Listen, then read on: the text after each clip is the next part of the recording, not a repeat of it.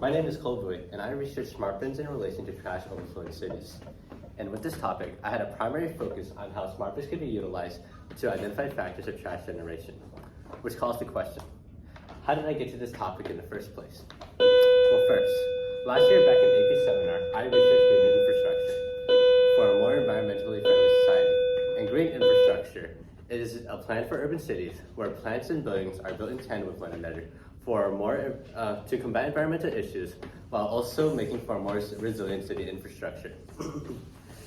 My fascination in this topic lies in its future and how it can combat many environmental issues that exist today.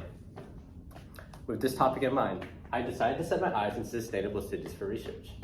Sustainable cities are municipalities that have been equipped and constructed with the necessary tools to combat environmental issues. And after looking into it, I thought, what makes these sustainable cities more sustainable in the first place?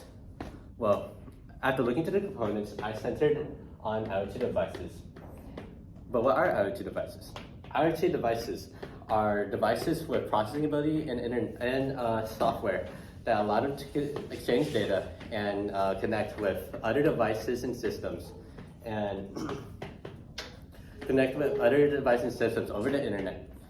And this includes examples such as phones, thermostats, cameras, and medical sensors. And after looking at all these examples, I realized how diverse the area really was. And I encountered the issue of narrowing down my topic. It is this very issue that led to my thought process. I decided that it was going to be a city issue that was going to be solved pertaining to sustainable cities. Then I'd find an IoT device as a solution. Then, after looking at the two topics as a whole, I think about how more could possibly be done, which would lead to my potential research gap. It is this very process that led to smart bins.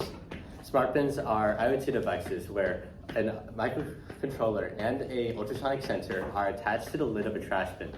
Then, as it detects distance, once the distance from the waste load becomes too low, it'll send a notification to waste management. And in this way, waste management would be completely minimized. And now moving on to my literature review, I decided to conduct a much more deep analysis on my research and into smart bins. And looking at current waste management, it is clear that it's extremely expensive. According to Howard Husock, Vice President for Policy Research at the Manhattan Institute and Fellow of the American Enterprise Institute, currently, New York already spends well over $1.5 billion on waste management, which calls the question how effective this is in the first place. Trash bins are still becoming overfilled despite the exorbitant budget. And according to science research professor at Loyola University, Laura Smetana, she says that trash bins and waste pollution remain a significant issue that all cities have to address. And now looking into smart bins, Etcheram Razakhan of the Department of Computer Science at Janet Hamder University created his own in hopes of making a model that could solve waste pollution. His smart bin mainly consists of two crucial parts, an Arduino board, which is a microcontroller, and an ultrasonic sensor to detect distance. And using the smart bin, Khan was able to successfully create a device that can notify officials when the smart bin becomes too full. And in this way, trash bins would never fill and waste pollution would be minimized. And what's more, these smart bins could encompass many different models and become very diverse. Take model of Tello Pardini of the National Institute of Telecommunications, for example. Making his own spin on the smart bin, Tello Pardini created a web app that shows the visual value of all smart bins in the vicinity. On the off chance that a civilian is in need of a trash bin, but all the trash bins around them are full, this web app will direct them in the most efficient route towards the nearest smart bin. This shows another way that smart bins can be utilized and goes to show the many ways smart bins can be used. However, after looking at these solutions, I realized a potential issue surrounding it. Using these solutions implies putting an IoT device in each and every single smart bin in the city. And this means, and this is extremely expensive. And when you take into consideration that these smart bins would have to be powered 24/7, and the fact that they have to be constantly managed, the constant devotion of resources is exorbitant. And you couple that with the fact that cities already spend an extreme amount, this solution is already kind of unfeasible. It is this very issue that led me to factors of trash generation. Sushruta Mishra, mechanical engineering graduate at Indian Institute of Technology, Kharagpur, used smart bins to find real-time data of smart bins. He compiled data graphs on how smart bins filled across 6 hours and compared it to a smart forest algorithm to test its accuracy. Interestingly enough, he found that the smart bin fills differently at specific times, and notes that smart bins that fill more quickly should have more trash bins placed at that specific locality. When looking at this paper, I was able to figure out how I could portray my data and how I could figure out which bins fill differently and potentially why by looking at the data in intervals. Moving on to Jiayu Lang of the Remote School of Remote Sensing Information at Wuhan University. Lang used socioeconomic data to find factors of trash filling in the city of Los Angeles.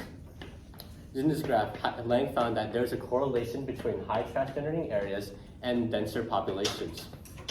Moreover, she also found that there is also a correlation between higher trash generating areas and the presence of commercial areas such as restaurants and many other stores.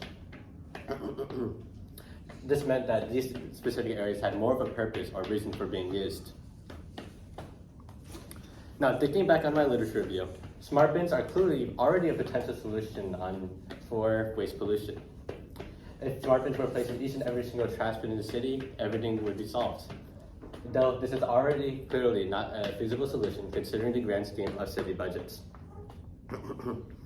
This is why, after looking at Mishra's and Lang's papers, I have decided to use smart bins to detect factors of trash filling. Mishra demonstrated how I could collect data in intervals and how time could potentially affect how smart bin fills over time. Lang, on the other hand, only used socioeconomic data to discover that trash bins fill differently depending on population density and the presence of commercial areas. Combining these two methods, I plan on using them to use smart bins to detect factors of trash filling. And with that, I have to create my own smart bin. This means that I have to learn how to use an Arduino board and how to connect it to an ultrasonic sensor. Then, after having learned how to connect these two, I'd have to learn how to connect the entire system to the internet.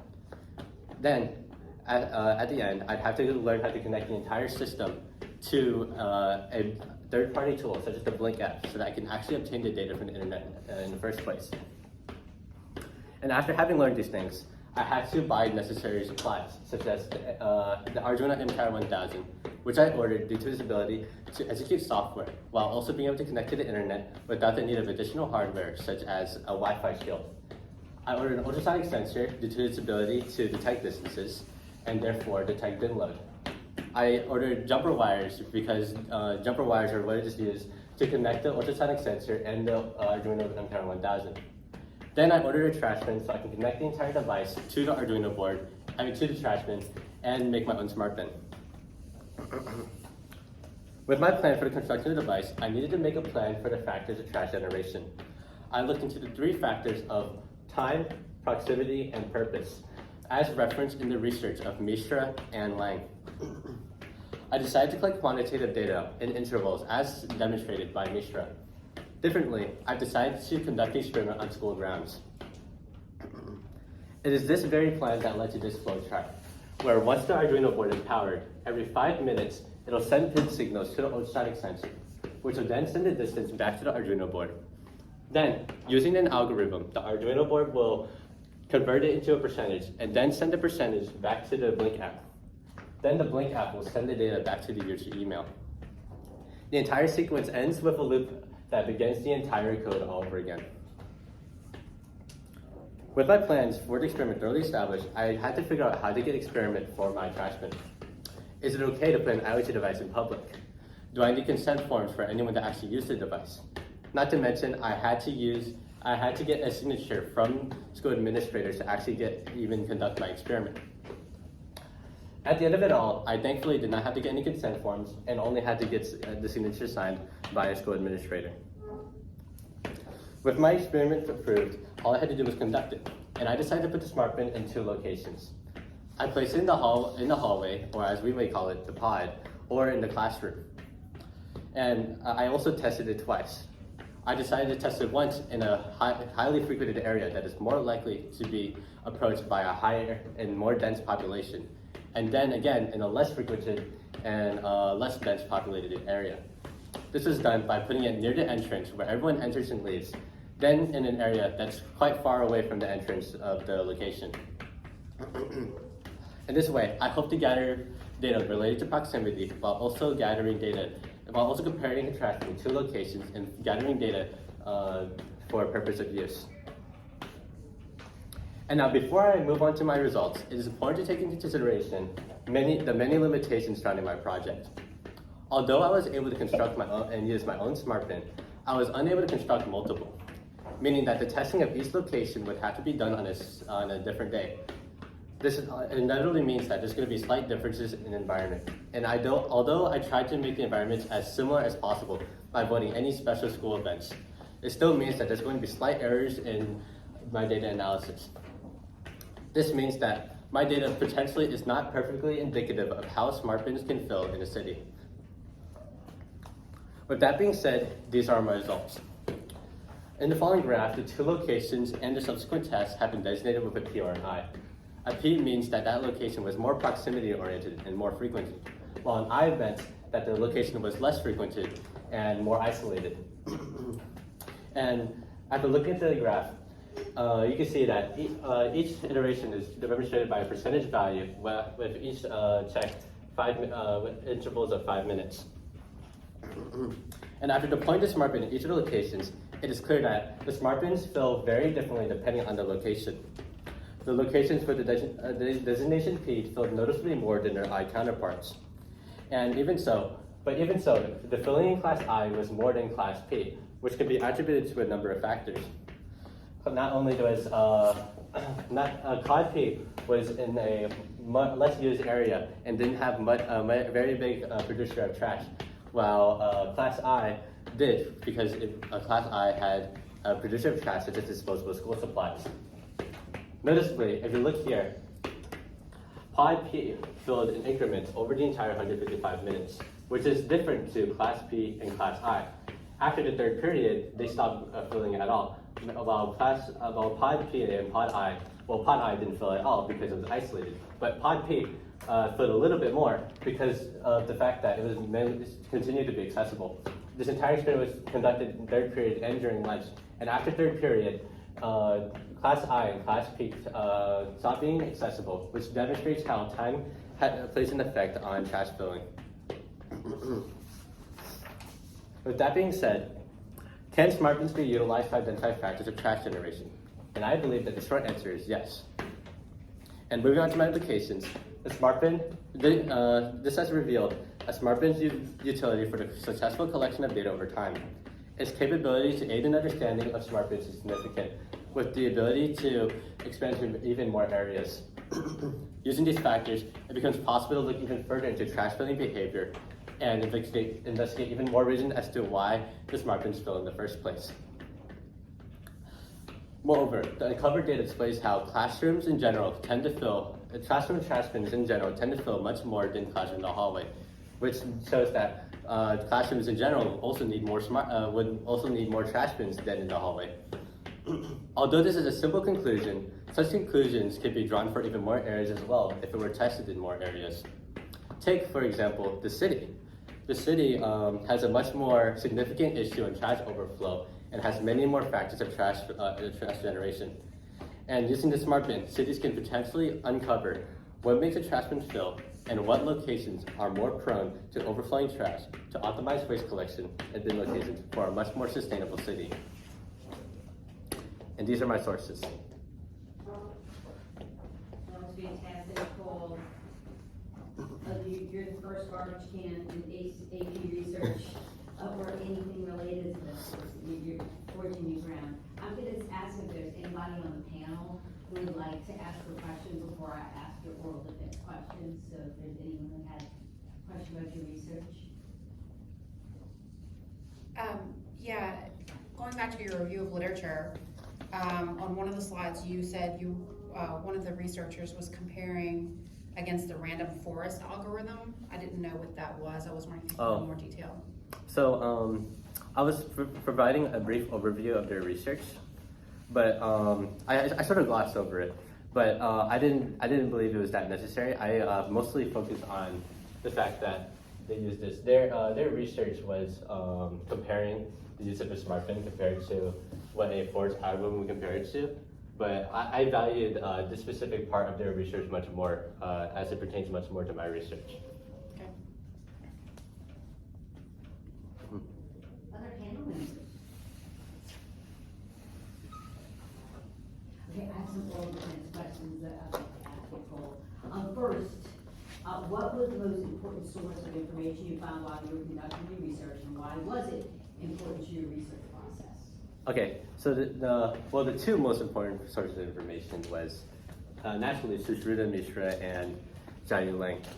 While I was trying to investigate a solution, I found these two solutions, but they were inevitably flawed due to the extreme expense of the solution.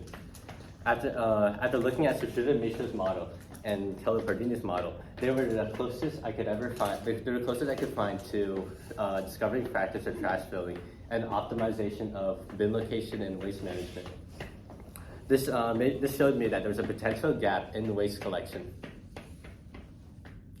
Fantastic. All right, and then, for your depth of understanding question, let's see, how much of conclusions of your product relates to the current body of work in the community, in this field, in your case? Okay, so I believe that this contributes to the field of smart bins because although this is a bit of a premature topic, people like Echiro Mazukhan, he just tested a basic version of the smart bin. Then Kelly Pardini tested another version of it, but tailored it more towards the use of civilians.